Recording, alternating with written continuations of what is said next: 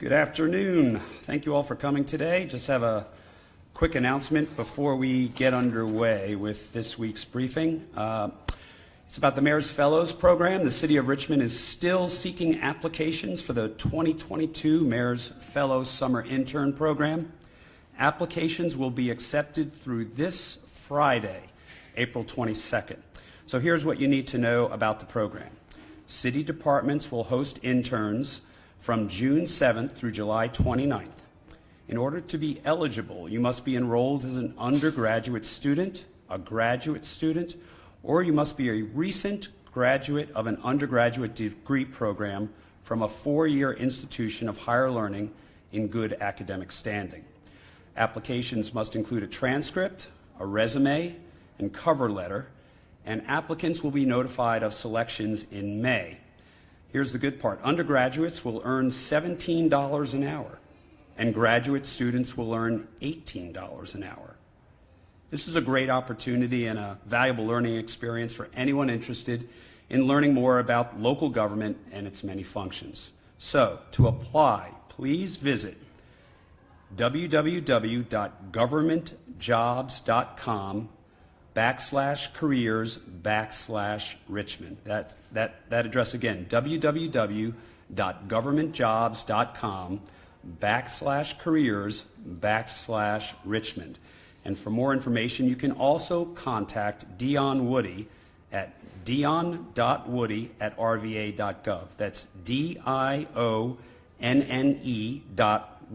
WOODY, @rva.gov. All right. Well, thank you again all for coming. Speaking of government, I'm pleased to welcome to the podium the Mayor of the City of Richmond, LeVar Stoney. Thank you, Jim, and good afternoon, everyone. I want to welcome everyone to our April 19th, 2022 weekly public briefing. Let's get a quick public health update first, right here at the top. Here are the COVID-19 numbers in the City of Richmond as of today, according to the Virginia Department of Health. The City of Richmond has seen 45,015 cases of COVID-19 since the beginning of the pandemic.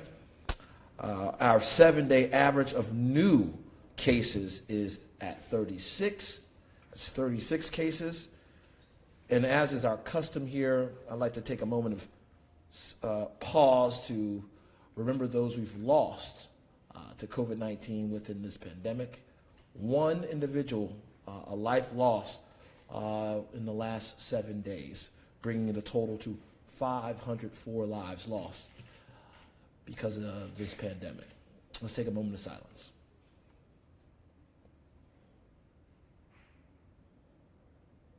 Thank you.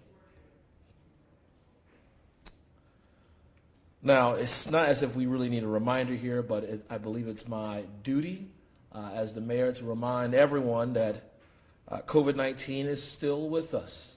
We are still in a pandemic. And if we want to be able to live with COVID-19, we have to be smart about using the tools that we have ready for us at this moment.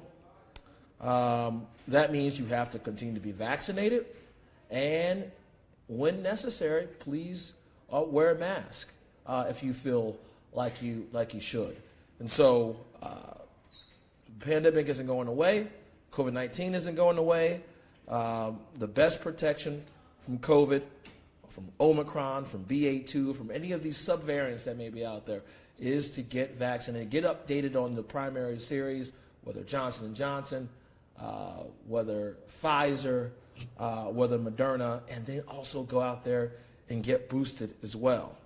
Next month, we will hold a second memorial ceremony to reflect on the lives that we've lost in the pandemic. 504 lives lost to date. And let's make, hopefully, this the last time we have to need to mark such an occasion. We all want to be done with the pandemic. We all want to be done with COVID-19. I recognize that. However, it still is living within this community, and so we must respond accordingly. And that's by using the tools that are at our disposal at this moment. get vaccinated, and if you feel uncomfortable in tight spaces, please use your mask. And as always, you can learn about vaccination and testing opportunities by going to www.vaxvax.rchd.com, or you can call the hotline at 804-205-3501, 804-205-3501. Now I'd like to turn to our featured presentation for this briefing this afternoon.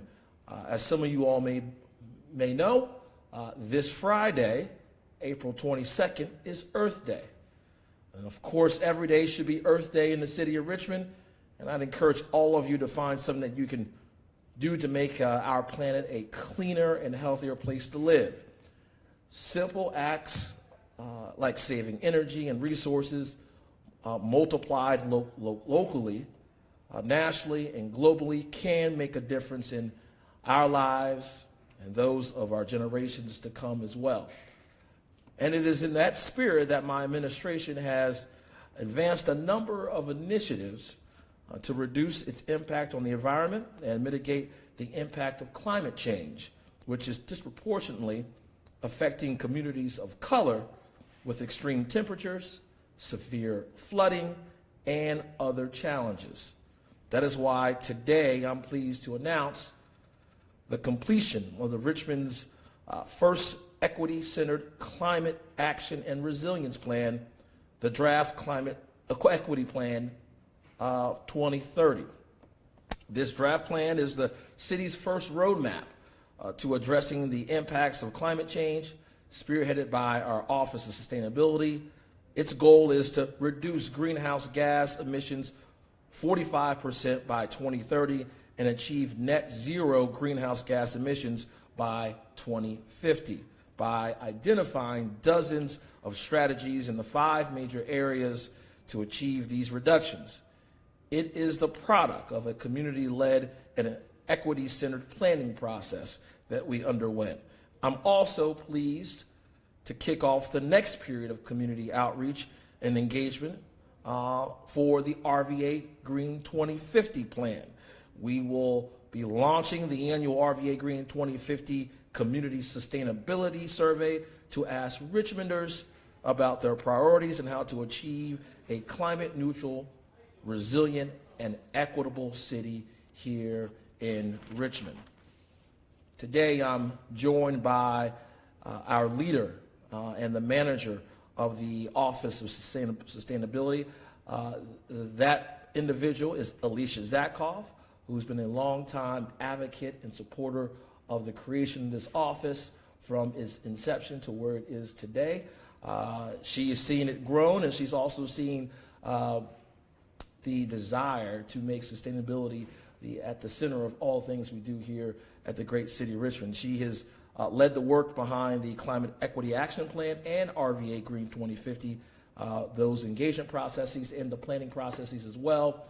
And she's here to talk a little bit about what's going on in the office, but also what's going on with both of those plans. So, Alicia Zatkoff.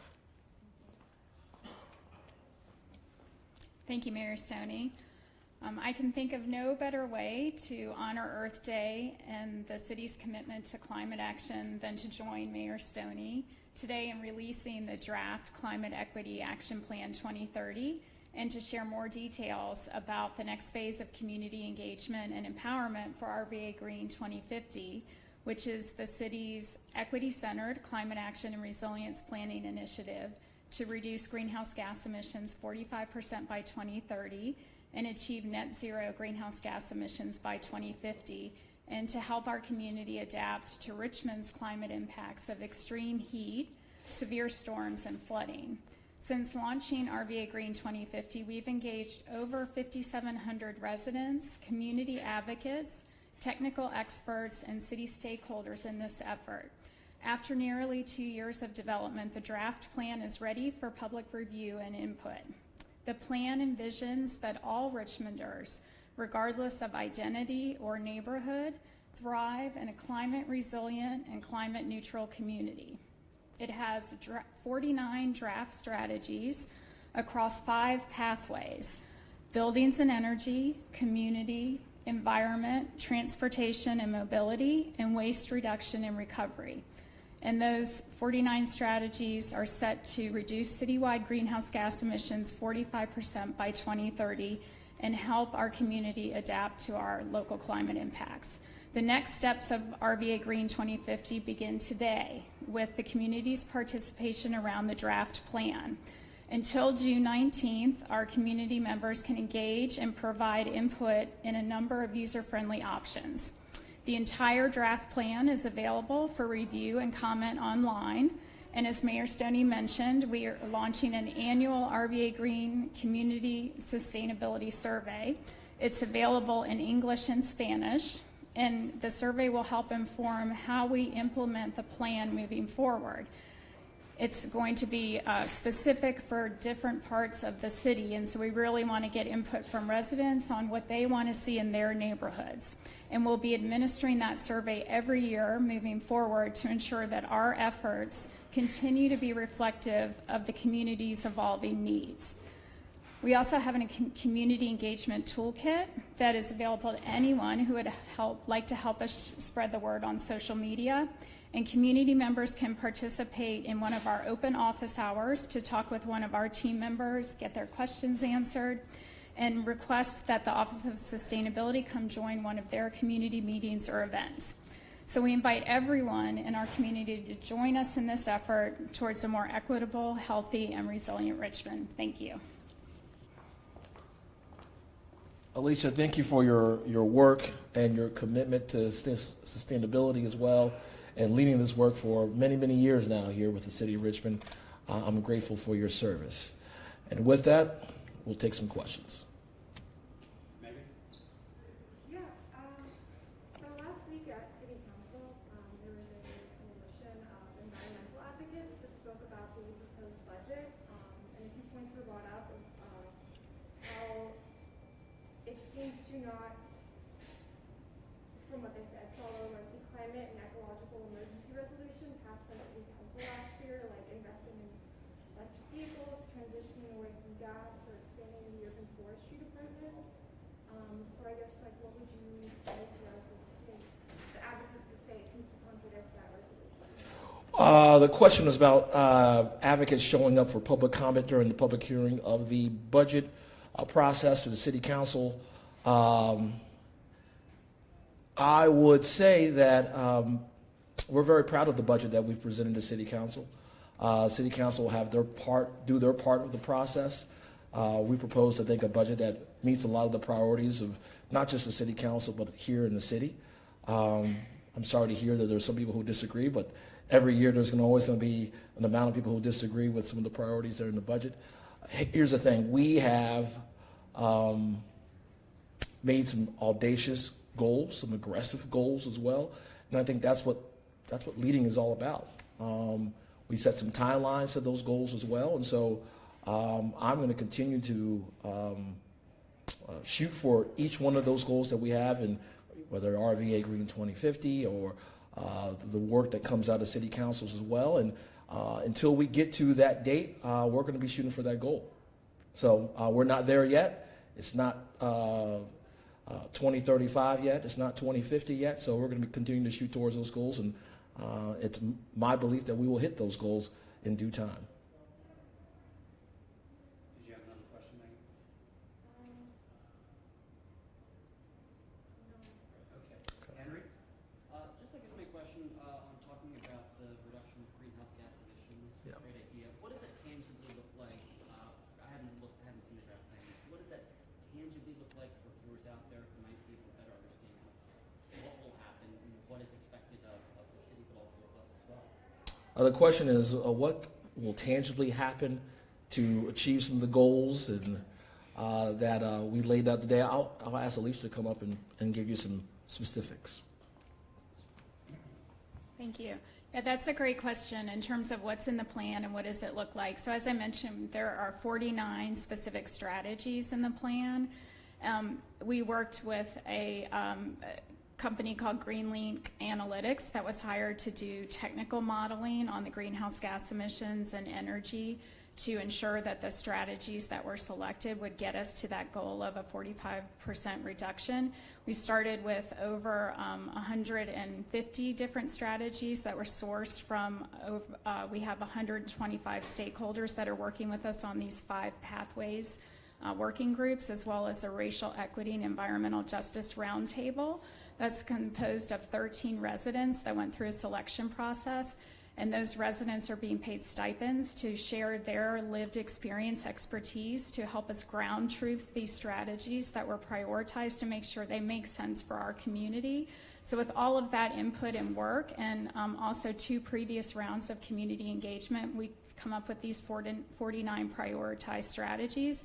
Most of them are focused out in the community, because when you look at greenhouse gas emissions, from a totality perspective, 94% of our emissions community-wide come from community sources, such as buildings using energy and people driving around in their cars, transportation. Only 6% of overall emissions in the community come from city government, and so that's a very important piece, and we certainly need to do our part, but the bulk of the work that needs to happen is out in the community. And so when we talk about our specific strategies, we're focusing on things like commercial buildings, private building stock, looking at programs to reduce energy use and also employ renewable energy in our buildings, shifting modes of transportation. We in Richmond, as in many communities, love to drive around by ourselves in our cars. So we're looking at ways to get more people to use GRTC and the wonderful Pulse system that we have now, and shifting folks into transit and alternative modes of transportation. Also looking at our waste system, trying to encourage recycling, and also establishing a composting system. So it's different strategies like that across the board. Everything is centered in equity, which means in our community, not everyone is equally impacted by our climate impacts, like extreme heat and flooding. So as we've developed these strategies, we're very much focused on not everything is going to be implemented equally, but it will be implemented equitably. Thank you, Alicia. Yeah, so last year in your State of the City address, you had talked about by 2023, next year, getting to, forgive me if I'm wording this thing correctly, but getting to, first of all, energy, 50% of all those purchases being renewable energy. Where's the KPIs on that? Is the city tracking that? Where can people kind of evaluate or review the city's progress on that goal that you set? I can always, the question was whether or not we're tracking some of the KPIs and the metrics on setting the goal that we had of the city will purchase 50% of its electricity usage from renewable energy, things of that nature, by 2023. I'll hand it over to Alicia here real quick, but I'll also remind, as Alicia stated, that it's only 6% of of the emissions at the end of the day, and we obviously want to be the model. I think it's very important that government leads on this, that we have to be ahead of our community on an issue like this. But listening to Alicia, remember the statistics here. And so I'll have Alicia to come over and actually provide the rest of the detail. Yeah. So that project is moving forward, and the Office of Sustainability is working with a number of other departments internally on a project team. We've been doing that since the mayor made that announcement in his State of the City address in 2021. And we are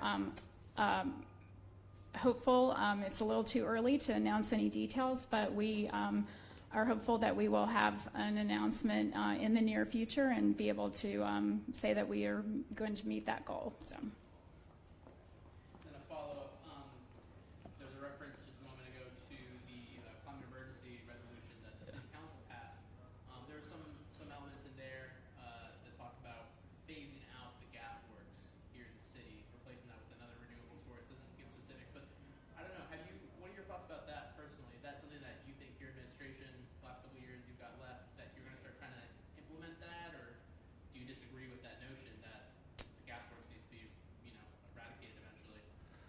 Well, it was a great question. The question was whether or not, how we're going to focus on eradicating and phasing out. You didn't use the word eradicate. Phasing out gas works in the future. Hey, we recognize that in order to achieve this renewable energy goal, that there's a conflict there between us running a public utility, right, in the gas works, and achieving some of these goals. And so I can't say for sure whether or not we're going to be able to meet those goals within my next 2 years and 8 months. But obviously, I think this should be certainly a goal for the city of Richmond moving forward. But it also has to be, the city has to be fiscally responsible in doing so as well. And if the city can check all the boxes on the fiscal side and also achieve the goal of going 100% renewable and phasing out the gas works, I think that would be ideal. It would be ideal. But we have to live in the world of the practical world as it stands today. And I can't say 100% for sure that we can do it within the next 2 years and 8 months, but obviously as we go on to 10, 20 years from now, it should certainly continue to be the goal of city government.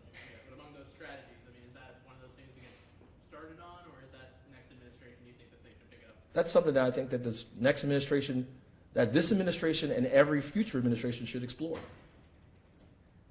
On another topic, GRTC, hearing from some transit advocates that, and GRTC saying that there is not enough money in your budget proposal to meet the state grant to maintain zero fare policy through next year.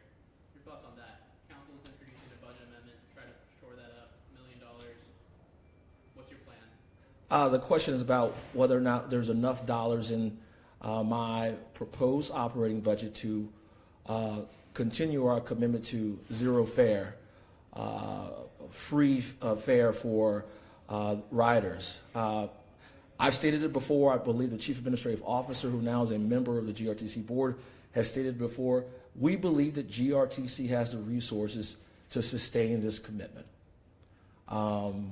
We obviously are maintaining our effort by putting an extra $600,000 in the budget as required by code, but we believe that GRTC has the resources to continue and sustain the effort of staying fare free.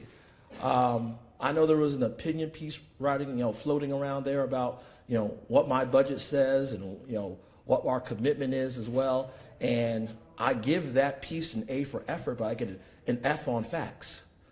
And it's my hope that we stick to the facts, that GRTC has the resources, and that it's free today, and it will remain free during my tenure as mayor of the great city of Richmond. Henry? Can I just ask one more question just on Sure. this stuff? If you could put in perspective for everyone, kind of how dire is the situation right now, and if we don't meet these goals, I mean, what is going to happen at the end of the day? The question is, how dire is the situation now, and what could happen if the goals are not met at the end of the day? You want to take that, Alicia? Obviously, I have my opinions on, here's the thing. I think every level of government, local, state, federal, we all have to be intentional about sustainability. We all are here on this earth for a finite period of time, but this earth will continue on. We want it to continue on for generations and generations to come.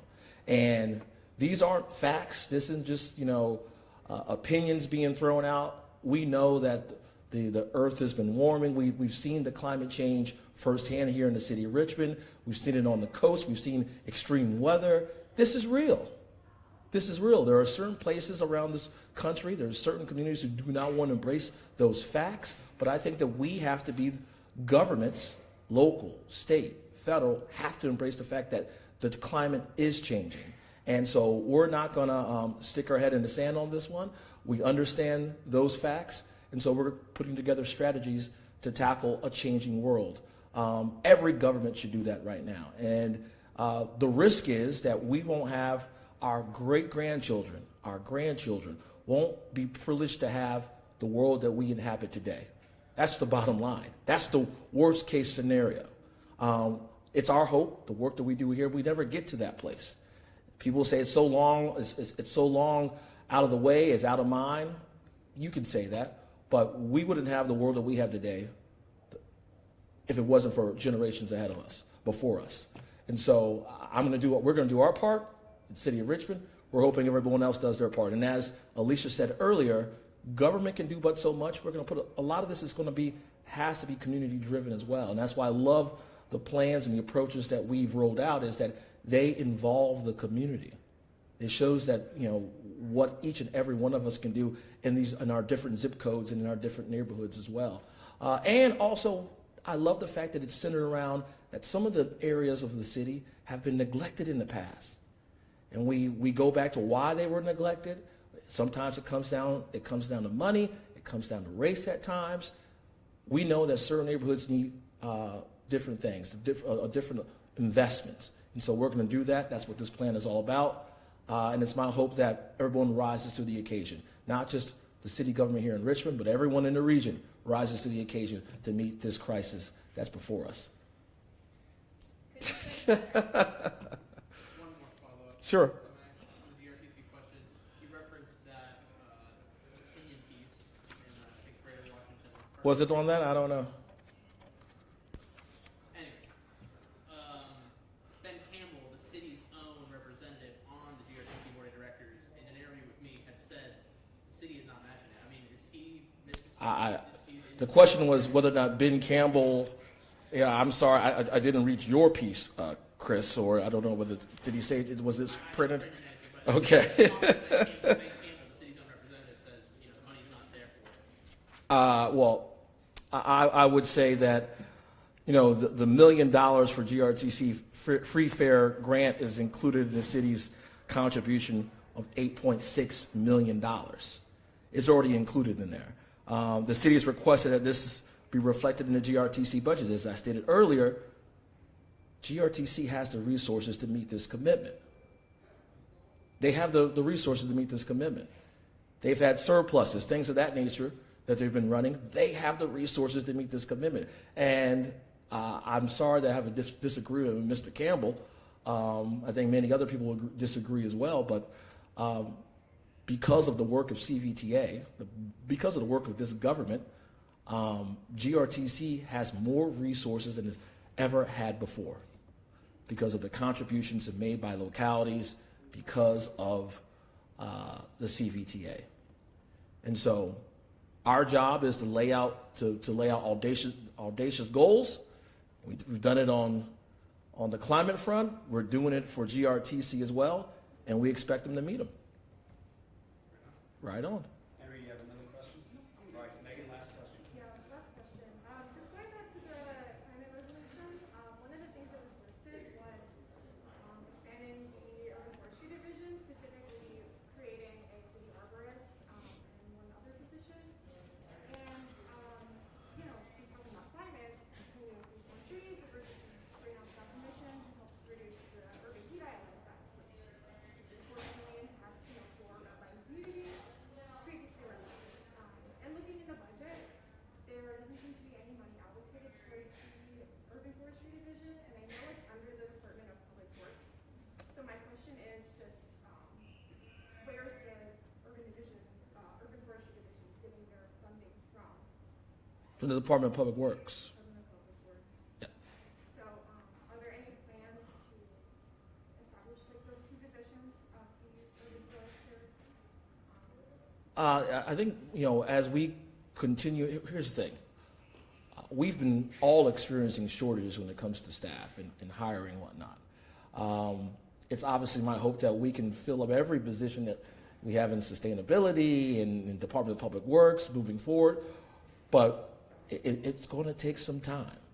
It's going to take some time. But our commitment remains the same. Our priorities remain the same. It may take some time to get folks hired and things of that nature, but the commitment to sustainability, the commitment to our friends at GRTC and our riders who use GRTC remains the same. And so this is government. It's not sexy at all the time, but we are out here setting audacious goals, and those goals remain the same. Okay? Thanks, guys. All right. Thank you, everyone. And just so you know, Alicia has a handout for you